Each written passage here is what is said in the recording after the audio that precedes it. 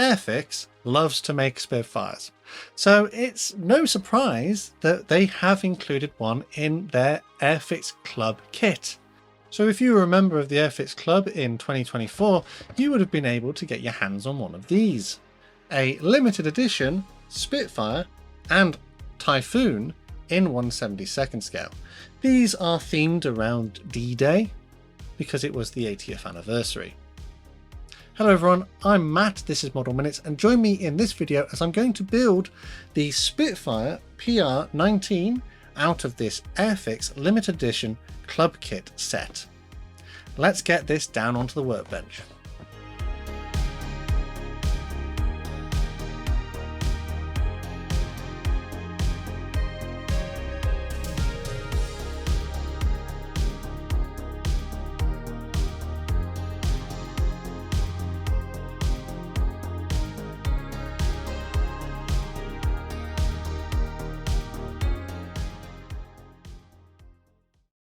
So of course this kit does come with two kits. It comes with a Hawker Typhoon and a Spitfire.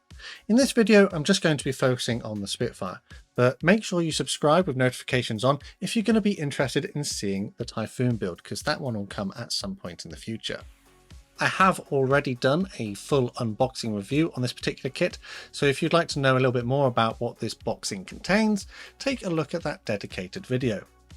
As usual, I'll put a list of the products I used during this build on the screen now to give you an idea of the kind of things to go and get if you fancy building this kit for yourself.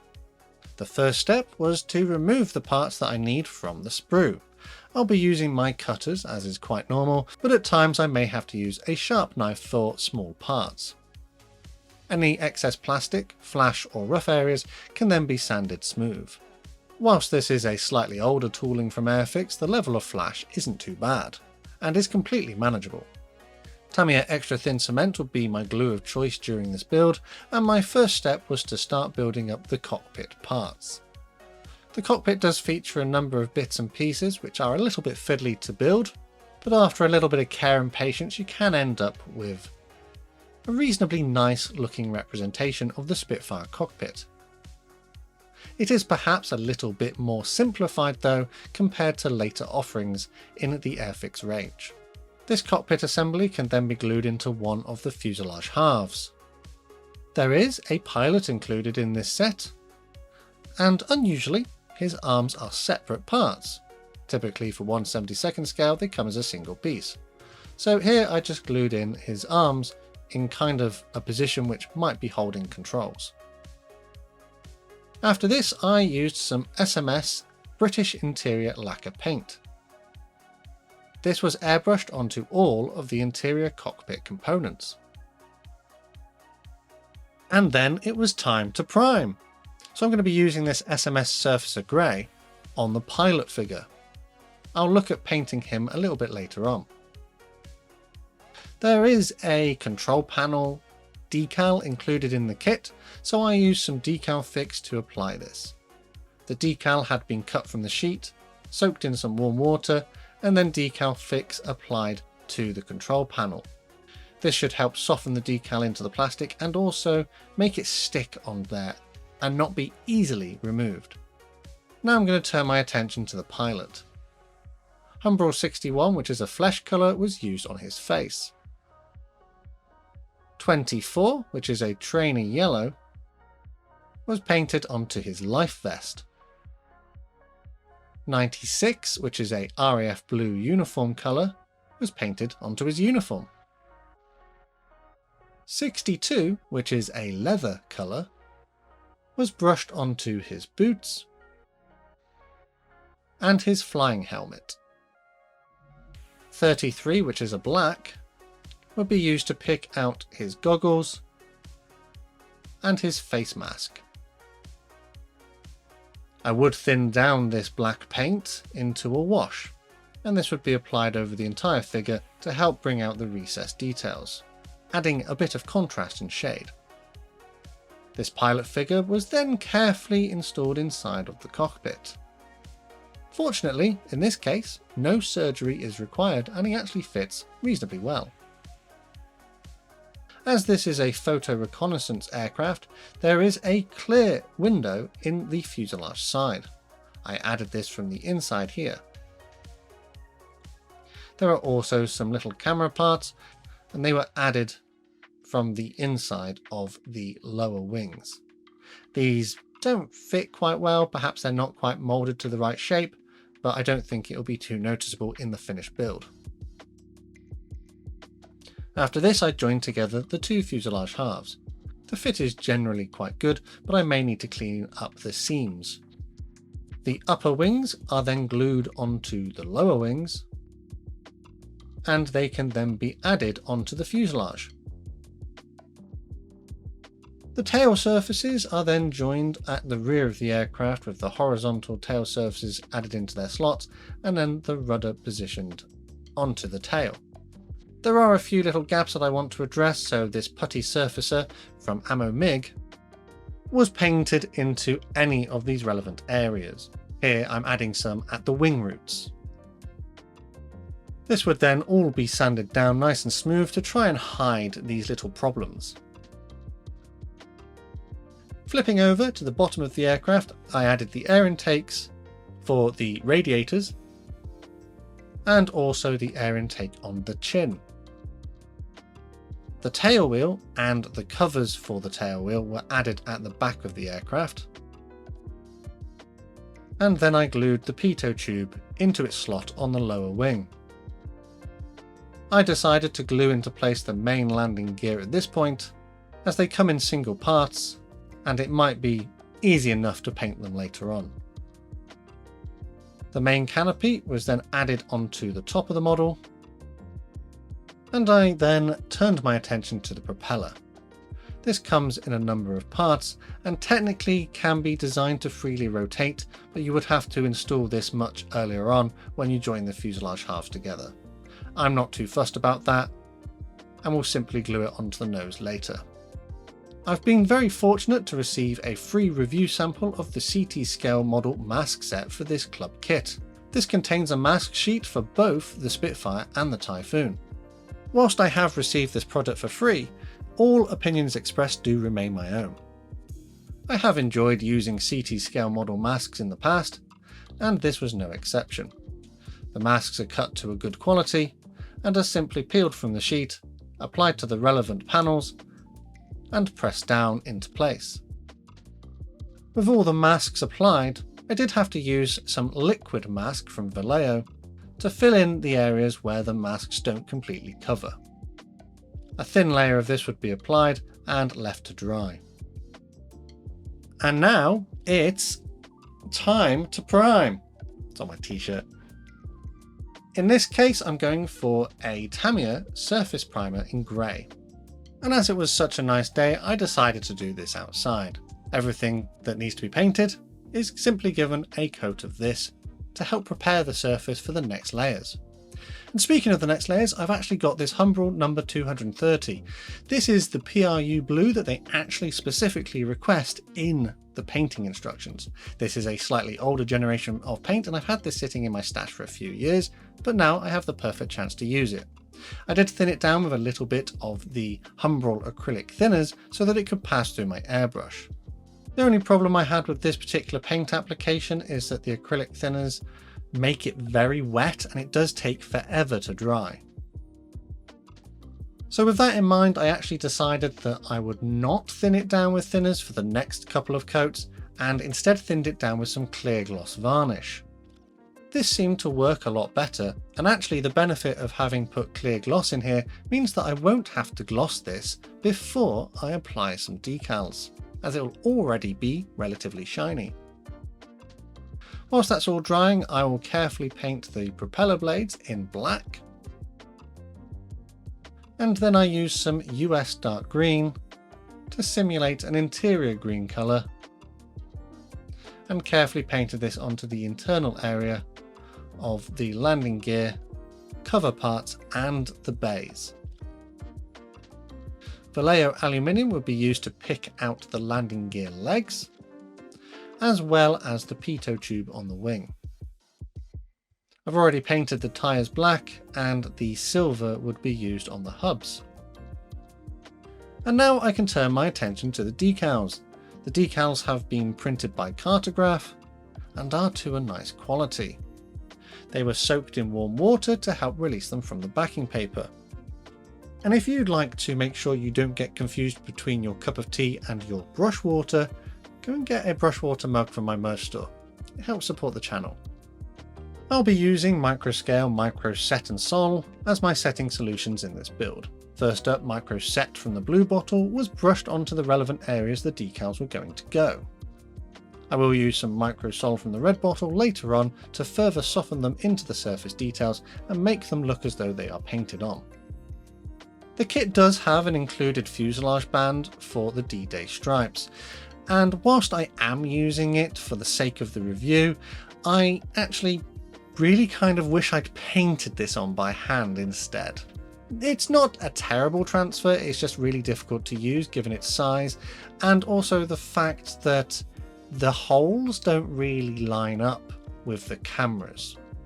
So on the bottom you've got two cutouts for your underside cameras and they more or less align, but actually on the side they don't have a hole at all for the fuselage camera. This wasn't so much of a problem because what I decided to do was to leave it to cure slightly and then I would run through the panel lines and things with a cocktail stick. When that was done, I brought my sharp knife out and carefully cut along the panel lines where the camera is situated. A little bit of care and patience here meant that I could cut away the decal that shouldn't be there and then peel it away to reveal the camera window. As mentioned, I did have to tidy up the ones on the lower side as well. The rest of the decals are relatively easy and straightforward to apply, and I didn't have any further problems with them. When they were all in place, as mentioned, further application of the Microsol would help soften them into the surface details. The tips of the propeller needed some of that yellow I used earlier just to highlight the dangerous bits, and then I glued the propeller into position on the nose. Now I'm going to clear coat the entire model. Humbrol 135, which is a satin, will be used to seal in all of the decals. This should help protect them from any subsequent work I may do or any rough handling. When that was done, I mixed up some red and gunmetal paint to make a kind of burnt metal looking colour, and this was painted onto the engine exhausts which have not yet been added to the model. Once those were dry, they were carefully glued into position on the nose. The wheels could then be glued onto their relevant landing gear legs, and it is worth noting that there is an option included in the kit to display the landing gear raised, but you would have had to install that much earlier in the build. Sadly though, no display stand is included. With the landing gear added, it was time to remove all of the various masks which are protecting the clear parts, and these CT scale model masks have done a really good job. And with that, I'm going to call my build of the Spitfire PR.19 from the Airfix Club Limited Edition D-Day boxing complete.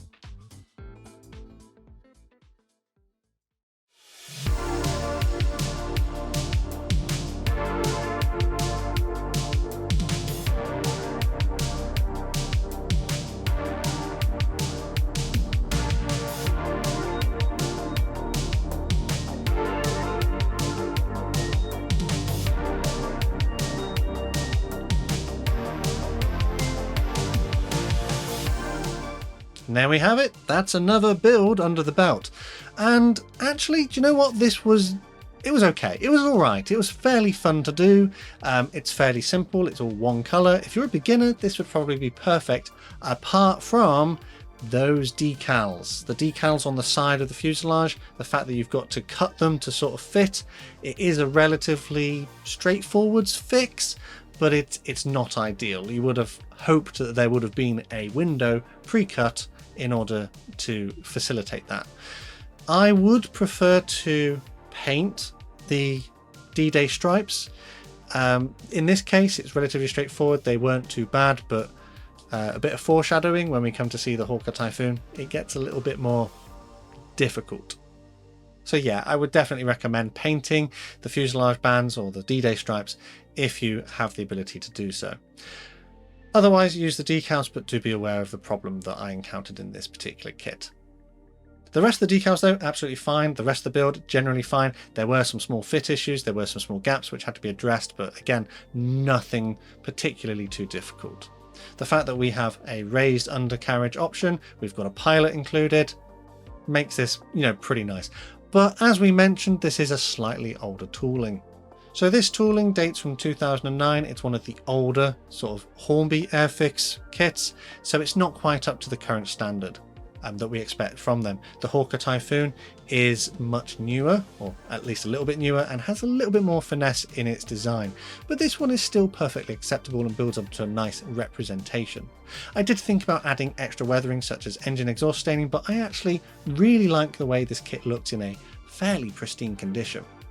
I did think about adding like a panel line wash, but actually because this is a slightly older kit, the panel lines are much deeper than on more modern releases, and actually just their natural shadow is enough. If I added a wash, it might be too much of an effect. So if you wanted to get one of these kits, you would have had to be a member of the Airfix Club in 2024. Sometimes they sell them on as surplus, or you might be able to find one on the second-hand market. Typically, you would get this as part of your club membership, which is £35 here in the UK. And if you think about it, £35 just for a model kit, well, it's actually 2 model kits, but you're also getting that membership to the club and the other perks as well. So a discussion on the price is a little bit more difficult with a kit like this because it's not a discrete product and it comes with other stuff included in your club package. So that price can be a little bit more sort of subjective to the individual person. Personally though, I was quite happy with having 2 kits included in the Airfix Club, and this one, although maybe a bit older and a little bit cheaper in its design, it was still, a nice model kit to build. Personally, for me, for what we got inside the club kit in that year, I don't think that the price I paid was particularly too bad, but naturally that depends on your own personal value for the things that you are getting offered to you from the club kit. If there was anything that I could maybe suggest as an improvement for this kit to Airfix, would be to have like an open canopy option so you could see the detail inside the cockpit. Granted, the details are okay, but they're not as refined as more modern releases, and also a display stand. So I'm actually just looking through my notebook at the moment. That's why I keep looking down. No display stand. If there was one, then I would be more tempted to display it in flight, especially as there is a pilot figure included. So my journal, I keep a log of everything that I do in my journal. I have designed these and released these on Amazon so that you can keep your own notes as well. So if you'd like to grab one, it helps support the channel, but you can use them on your workbench. In here, this one took me 3 days. So actually not an overly complicated kit, quite nice to do. You only get the one paint scheme for this particular kit. There are other boxings out there which have different paint schemes as well. Generally, the notes I've got in here is it's not bad, but it is a little bit old. It's not quite the same finesse as more modern kits. The sprue gates where the parts are held onto the sprue are a little bit large and they had to be cleaned up a little bit. The paint that I used, the Humbrol PRU blue, was a little bit old. It was the older generation of paint. It was a little bit grainy, but I added the gloss to it, which helped smooth things over. The acrylic thinner, on the other hand, made the paint take forever to dry, and I'm glad that I stopped using that and instead used the gloss. But yeah, generally not a bad kit, potentially let down by that fuselage decal band, but other than that, nothing of note. And I'm probably going to call this one here. Let me know down in the comments what you thought of my review, if my assessment of this kit was fair, and what you think of my finished build. Also, any suggestions for any other modelling topics you'd like to see. A quick shout out to my Model Club members. A massive thanks to these guys on screen for the extra support they give the channel. If you'd like to join the Model Club and find out what the perks are that these people on screen get, check out the links in the description. Alternatively, you can help support the channel in other ways. Again, full information is below the video. But if you like this content and you want to see more like this, make sure you subscribe with notifications on so you don't miss any modelling uploads. But from me here on the workbench, the last thing to say is a massive thank you to you for watching this one. I'm going to go ahead and get started on the Hawker Typhoon, and I hope to see you all again next time.